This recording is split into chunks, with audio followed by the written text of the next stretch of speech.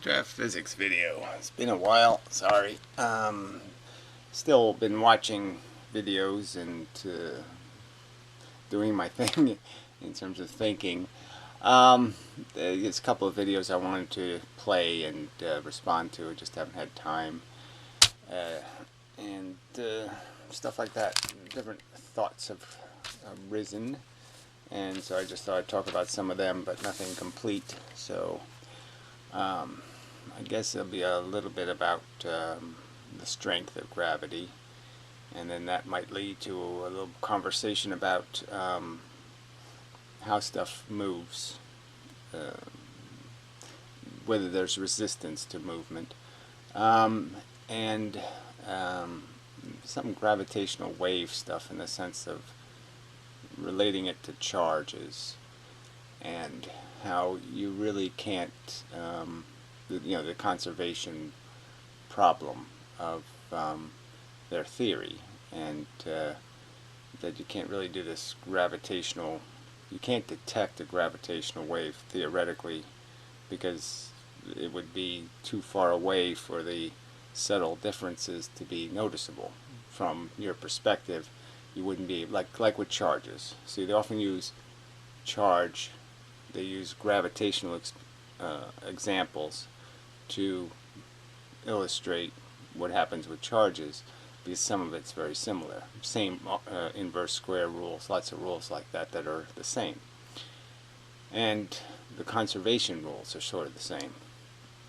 So the point would be as if there was two different charges at a sufficient distance from you, you wouldn't be able to see the two charges. You would just see their calculated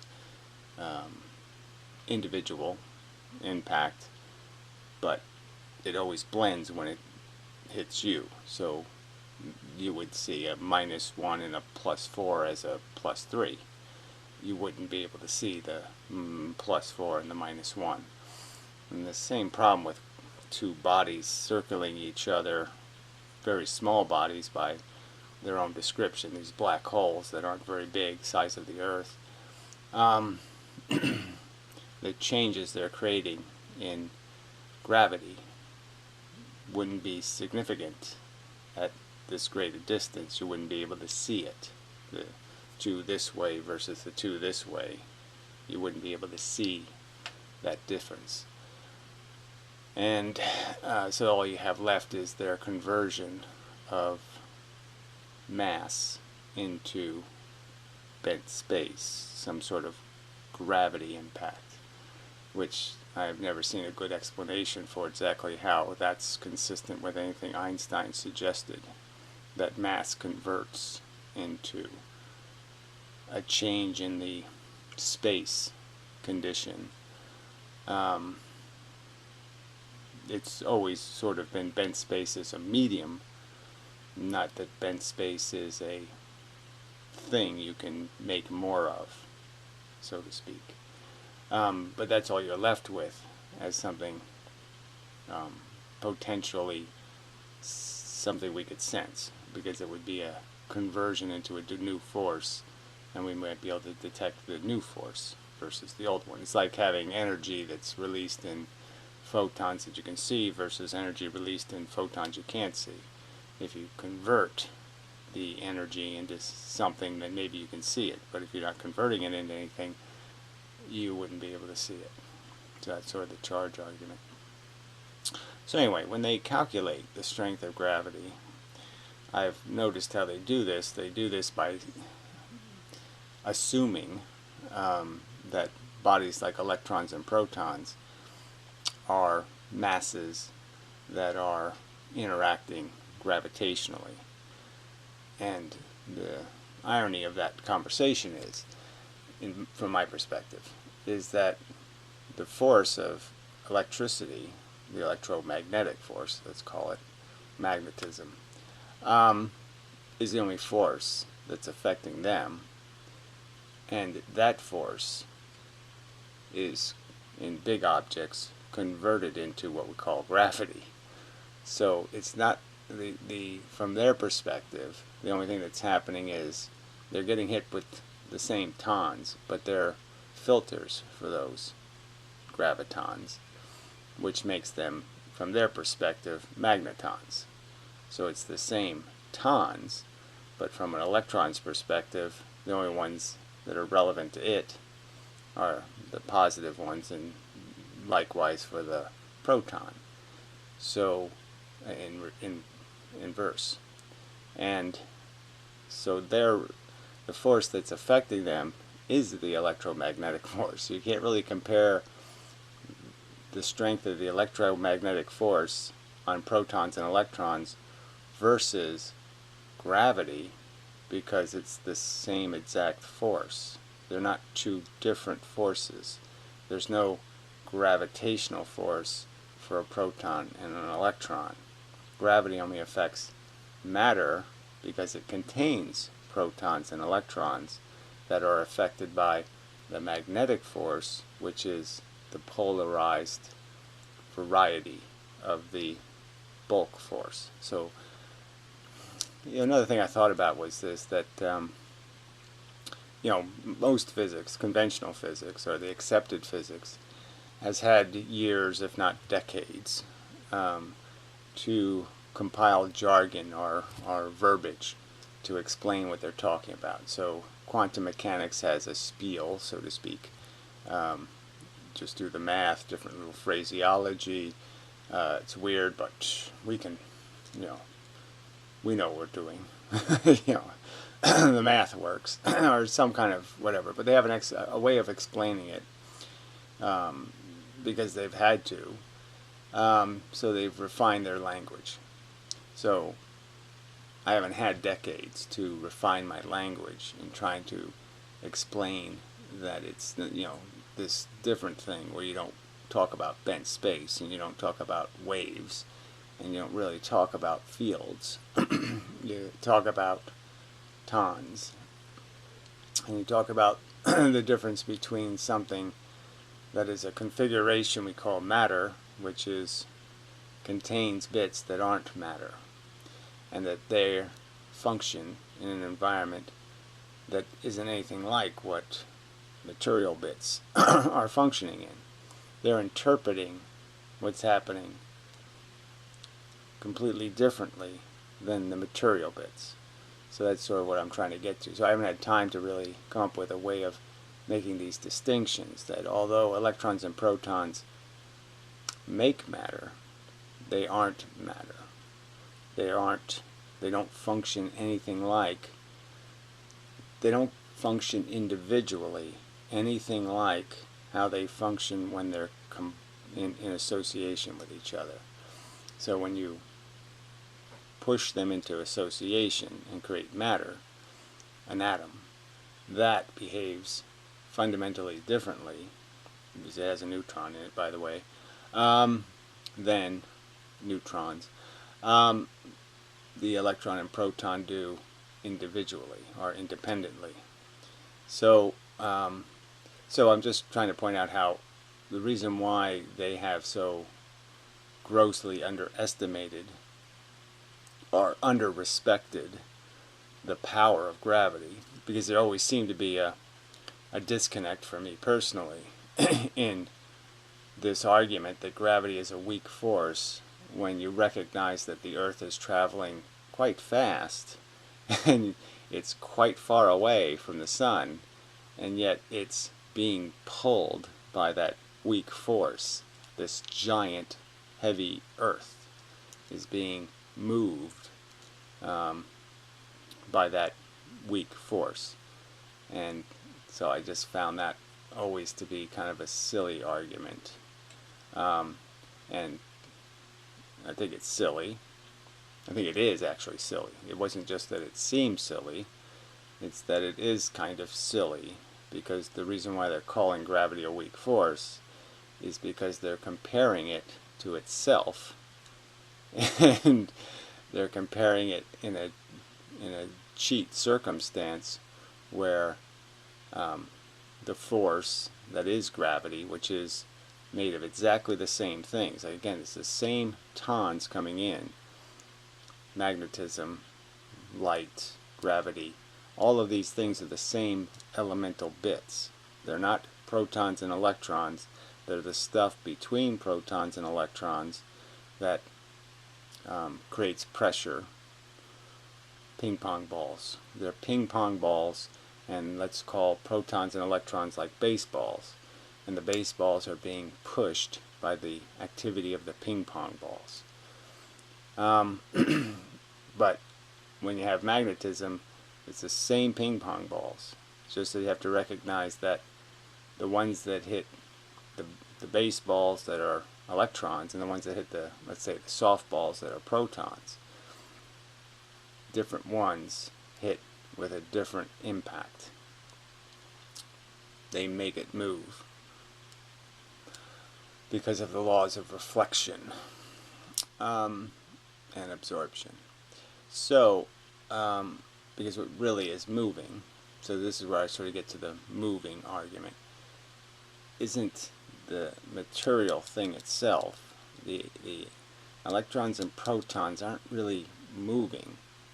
What they're doing is exchanging a force. So if the force is moving this way, it's like water in a stream, if I can use this analogy, and say some of the water is in some way different. I can't use a dye or some other way of explaining it, because then we're getting into matter and a difference. You know, the dye is something else that's responsible for the change. So something that's just like water, except it's not. And the idea is that it doesn't really get pushed by the stream. It absorbs the movement in the stream and just changes identity.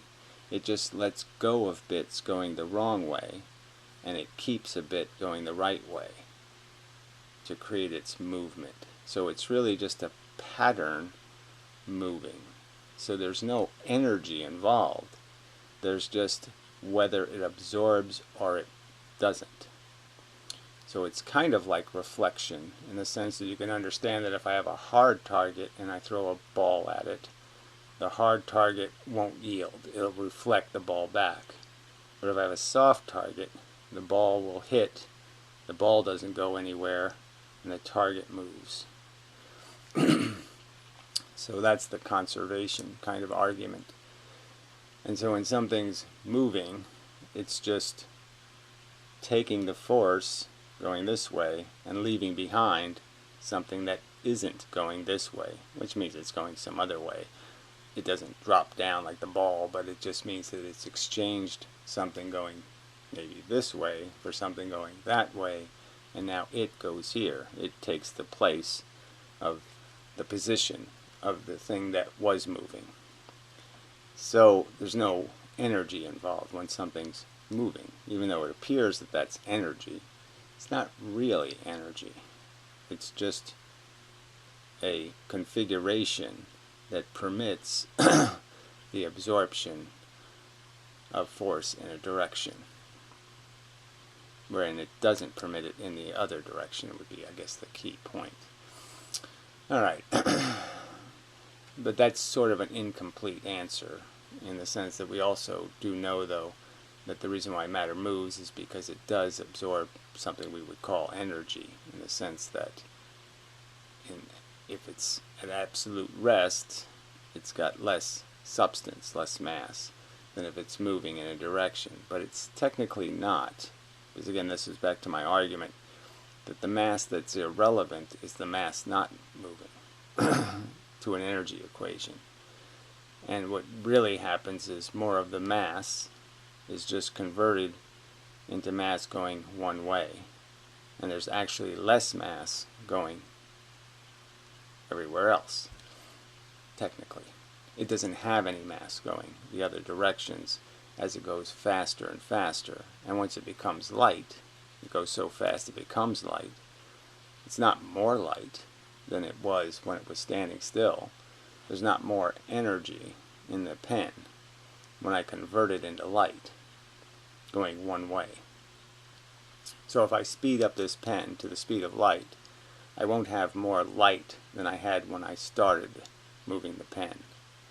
I'll have the same amount of light that you could convert this pen that's not moving into if I was able to convert it just by nuking it or exploding it. There's the same number of photons, there's the same number of tons in it, the same number of electrons and protons. I haven't changed it in terms of the amount.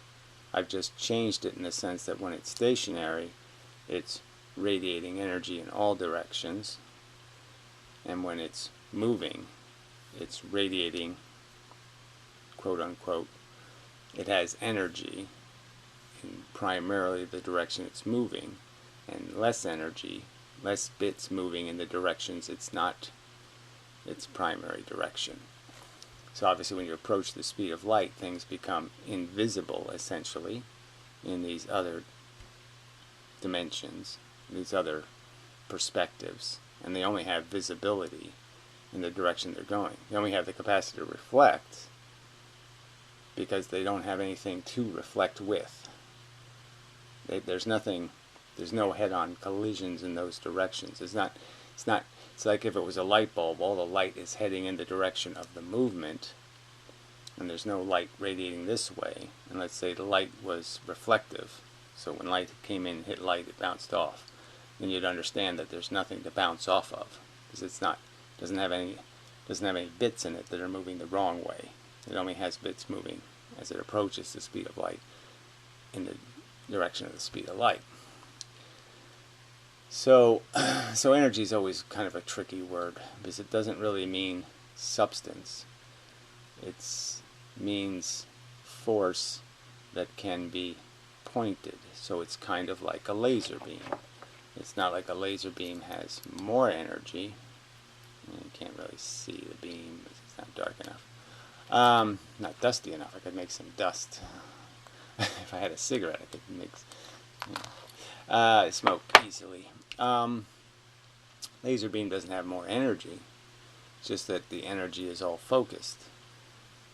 The quanta, the effect, the stuff being released, the movement is in one direction versus spread in many directions.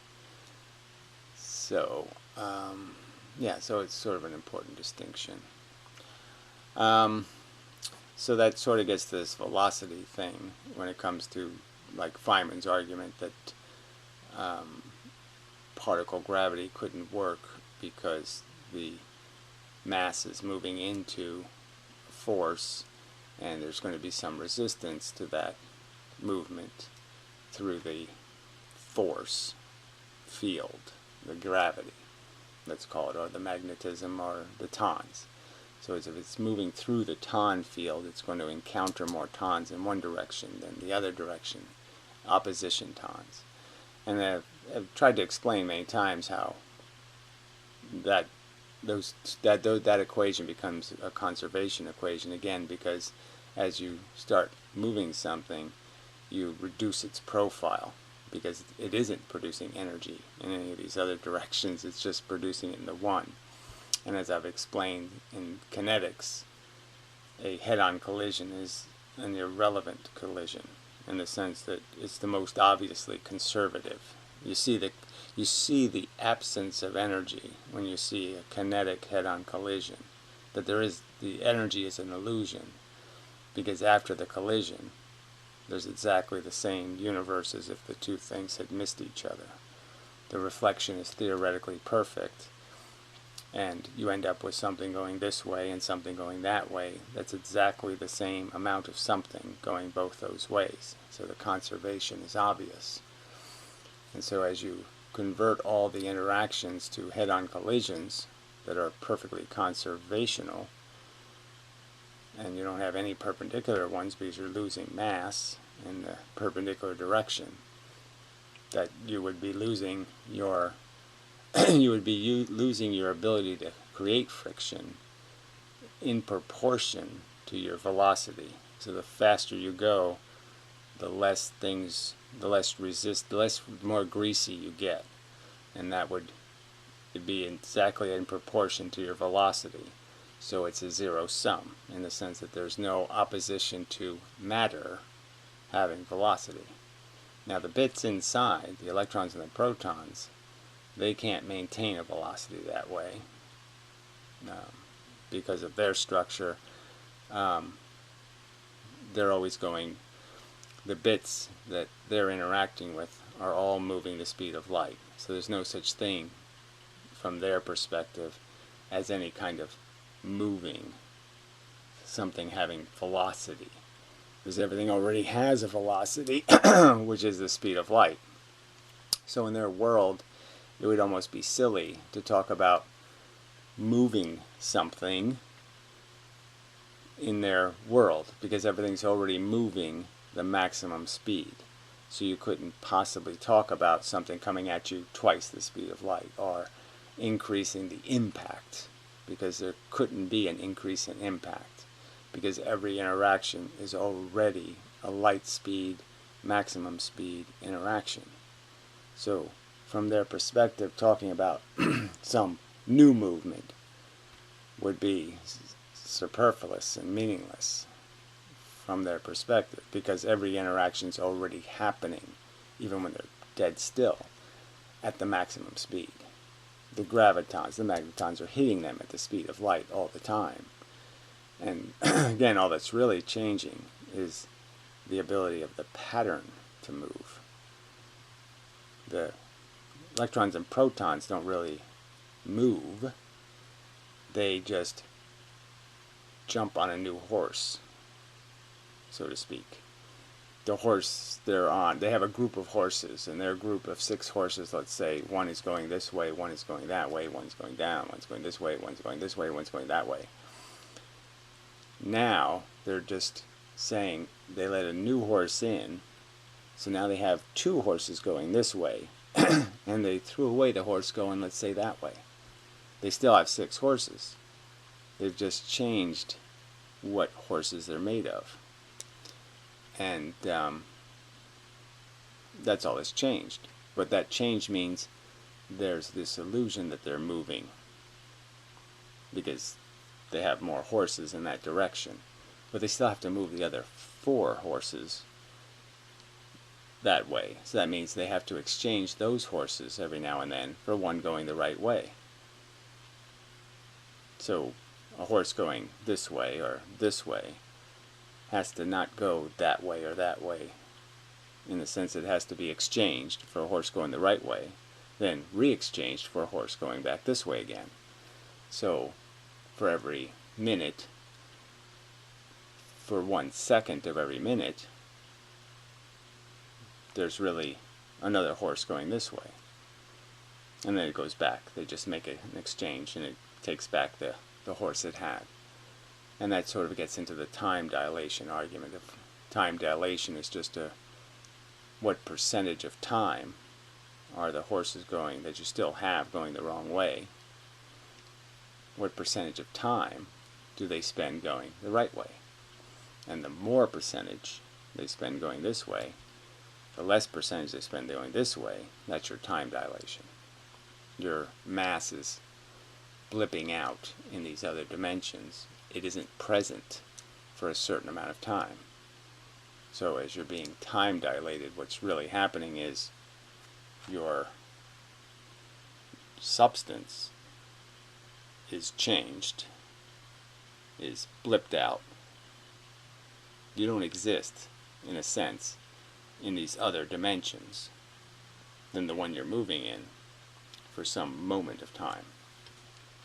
So it's a disorientation argument. So clearly, as I've argued, I don't think time dilation is a meaningful argument in terms of talking about it as something you would experience, because on the material level it would break your complexity, and the cells and the molecules would start to break down, because those time intervals of a change in forces between the electrons and protons, and a change in forces between the atoms, as that time change, as that disposition change becomes greater and greater, the cohesion between the elemental bits becomes weaker and weaker, and they'll start to break apart. The forces containing them will degrade, or the forces keeping them from crashing into each other will degrade, and you'll end up synthesizing heavier nuclei and ions and all that kind of thing, and all the atoms will start to break down, and so you'll never experience high velocity. You'll never warp drive and remain a substantive material bit, either with your spaceship or anything else. Anything material will start to degrade as you force a substantial amount of this time dilation on it. So a little time dilation, the structure can maintain. It can take it, just like we can take some ultraviolet light, we can take some radiation. But I expose you to enough of it, and everything starts to break. So it would be just like a radiation argument. Time dilation would be much like radiation, that a little bit's okay. You physically have been evolved to withstand some molecular vibration and degrade, but you won't be physically able to withstand the substantial amount of exposure. It will melt you. You'll be converted into some other form of matter. It will be a form of alchemy, and you just won't be the same amount of carbon and calcium and lithium, and you won't be the same elements anymore. Yeah, so those are sort of the stuff I've been thinking about. So a primary one, like I've been watching a lot of videos on electricity and just on charge, generally speaking, just to see how many associations they make between gravity and the function of charge and the rules involved, and they're substantial. Lots of the same rules, and it really just has to do with this radiation argument that if you have a source of gravity that's at a location, and I explode it, the fact is, all right, this is a tricky argument. From its point source, it's radiating. This is the circular argument, the R squared kind of argument. The rays are going in all directions when it's a single point. And if I expand it, they're still going in all directions from that surface. So it's as if the source, where the little lines were coming out, was still there. So expanding it doesn't change anything but the surface gravity. From a distance, it looks exactly the same. Nothing changed. So I could go from a tiny black hole to a big giant heavy mass. So let's say it's the same mass. Say it's a million solar masses. And I make it this big, or I make it this big. From a distance, it looks exactly the same gravitationally. Because essentially you could just take all the radiation lines and put them right back in. You could just go from the surface and draw the line right to the, the center again, and you have the same exact argument that you could just turn into a point source. You haven't changed anything. The same, so you can think of it as the same. You're going to end up hitting the same amount of particles. Yes, they're less dense, and you're going to hit them over a longer space. But from a distance, that doesn't make any difference. Whether you hit all 100 in this space, or you hit all 100 in this space, in the sense of, say, bullets were coming through. So let's say it's bulletproof material, and I make it this thick, or I make it this thick. But the bulletproof material works by having little bits in it that hit the bullets. The same number of bits are in here. So I'm going to hit 100 bullets. And if I make it this big, I'm still going to hit 100 bullets. I haven't changed anything. All I've changed is the effect on this surface, but I haven't changed the effect everywhere else in space. From the perspective of everything else in space, this is pretty much the same equation. It was the same from this spot here. It's the same as if the surface was here as if the surface was here, because this would be stronger. This would be 10 density gravity. This is 100 density. Well, do it the other way around. Let's call this 100 intensity, and this is 10 intensity, or whatever. But I mean, it would be exactly the same as if all of this density was crammed into this spot. I think people who know what I'm talking about will know what I'm talking about. Yeah, we know something about gravity, but or charge. So when you put charge on the surface of something, it's the same as a point charge that would just be a stronger charge, because it's not diluted over the whole surface. But I mean, the radian, the diameter amount of charge that's in that line is the same amount of charge, whether the line's this long or the line's this long. It's going to be exactly the same amount of charge in those lines. All right. So that's sort of an important observation. And like I said, it kind of goes to the whole gravitational wave argument, because this whole idea of you being able to gravitationally hear something explode even is kind of bogus at a distance, because at a distance you still have exactly the same amount of material. So if I cram this mass of this pen into one point and then I explode it, I haven't changed the amount of stuff that's the pen this way, the amount of mass of the pen that's going this way, that's relevant to this direction. I mean, obviously it's spread out over all these other directions, but the amount relevant to this direction is going to be the same amount of pen. So it would be exactly the same amount of pen if I compress it or expand it. So there's no way you could really detect an expansion, an explosion, unless it was moving something else, unless it somehow affected some other force. The force of the expansion, the energy of the expansion, can't possibly create a gravitational noise. And again, so that's why I think their math has this conversion in it, where somehow these black holes interacting with each other converts mass into bent space or gravity. And so the mass disappears, doesn't create anything they call a regular force, any form of radiation that we know of. They claim it creates a wave in gravity. And I don't think they have a mechanism for that, clearly. And I would argue that that, in a sense, violates conservation rules, because it has to be a force. It has to be you're feeling radiation coming off that encounter. So the two black holes collide with each other at the speed of light. Elements of the collision expand, and you feel them here as forces, not bent space, but as some sort of radiation.